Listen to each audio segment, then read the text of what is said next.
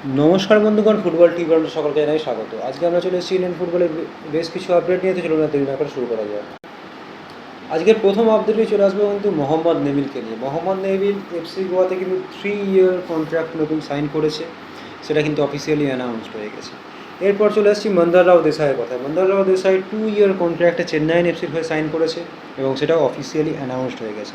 তারপরে চলে আসছি নৌফল পিএনের কথা। নৌফল পিএন মুম্বাই সিটি এফসিতে সাইন করেছে এবং সেটাও অফিসিয়ালি অ্যানাউন্সড হয়ে গেছে। 4 নম্বর চলে আসছি ম্যানুয়েল কাস্কেলানার কথা, যার কথা বলা হয়েছিল যে মোহনবাগানের হেড কোচ হতে পারে।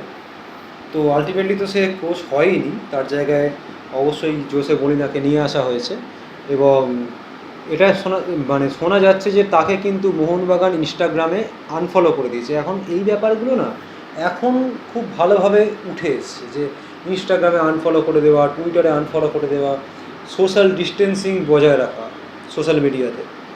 তো এইগুলো এখন একটু উঠে এসছে এবং এইগুলো অনেকটা কিন্তু সিগনিফিকেন্স রয়েছে, এই ঘটনাগুলো সিগনিফিকেন্স রয়েছে।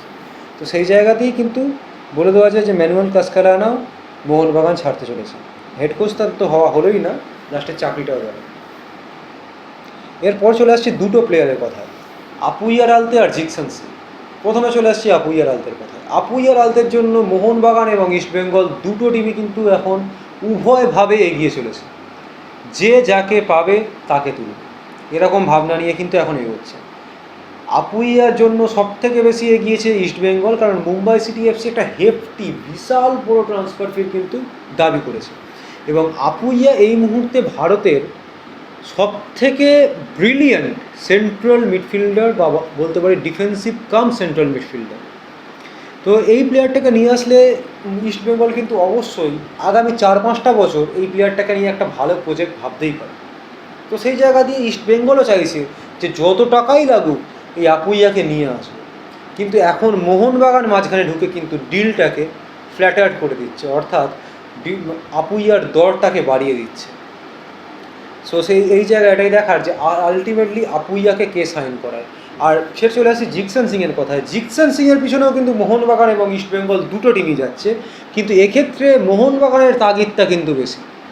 জিকসনের জন্য কিন্তু মোহনবাগান সবথেকে বেশিভাবে ঝাঁপাচ্ছে, সবথেকে বেশি নেগোসিয়েশনে যাচ্ছে, এরকমই কিন্তু আপডেট বেরিয়ে এসেছে। অফিসিয়াল অফার এখনও হয়েছে বলে আপডেট বেরিয়ে আসেনি, ভার্বাল এগ্রিমেন্টের কথাবার্তা চলছে এবং ইস্টবেঙ্গলও কিন্তু আপুইয়াকে না পেলে জিকসনের ভাবনা শুরু করেছে এবং জিকসনের পিছনে এখন ইস্টবেঙ্গলে যাচ্ছে। অর্থাৎ বাংলার দুটো ক্লাব আপুইয়া এবং জিকসন দুজনের জন্যই যাচ্ছে, যাকে পাবে তাকে নেবে। আর লাস্ট ইন্ডিয়ান ন্যাশনাল টিমের কোচ ইগর স্টিম্যাক্স, সে কিন্তু আজকে রিজাইন দিয়ে দিয়েছে, এরকমই কিন্তু আপডেট বেরিয়ে এসছে।